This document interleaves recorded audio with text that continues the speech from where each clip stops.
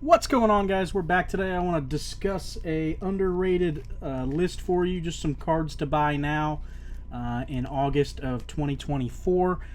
Just looking at charts and whatnot and seeing what looks a little undervalued, at least in my opinion.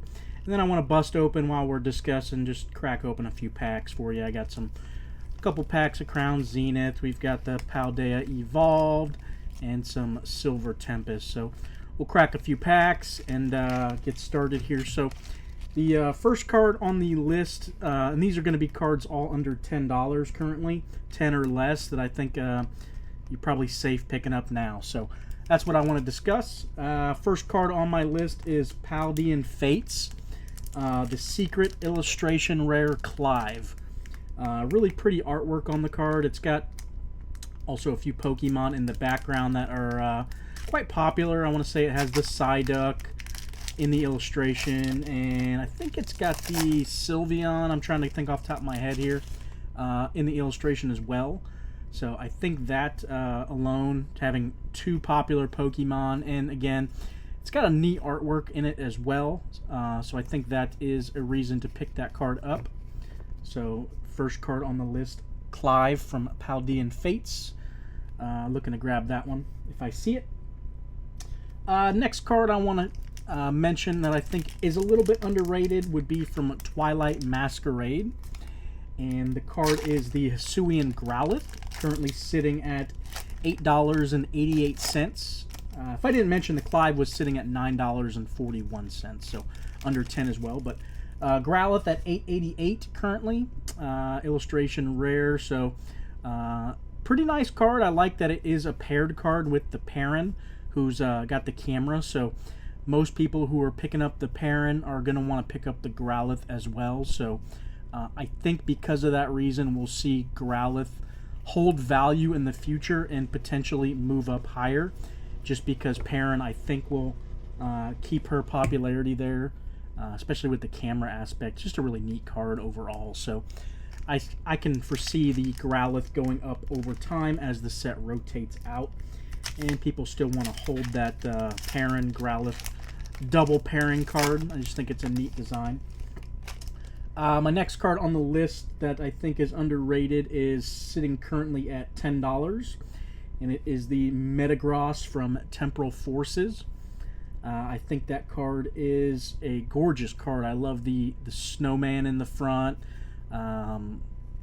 The personal reason I like it the most is I'm in construction myself, and the I think the bulldozer is really cool in the artwork. So I kind of foresee what happened with the Steelix card. It's another card that is in construction as well. You can see how that card recently shot up in price, almost doubled overnight. So I kind of foresee that being one of the reasons, just because construction, I kind of like the equipment in it. I think the Steelix had a crane in it, so that aspect of kind of hits that a lot of people in the construction field right now, so it kind of hits at the heartstrings, you know. It's the reason I bought it, so it's the reason I rushed out and got a Steelix for my personal collection, and a Metagross. I went ahead and graded the Metagross myself, so I wanted it in my collection. So I think you're going to see other people doing the same thing, personally. So that card's sitting at $10, like I said, so I think under 10, I think, is a steal for it, personally, so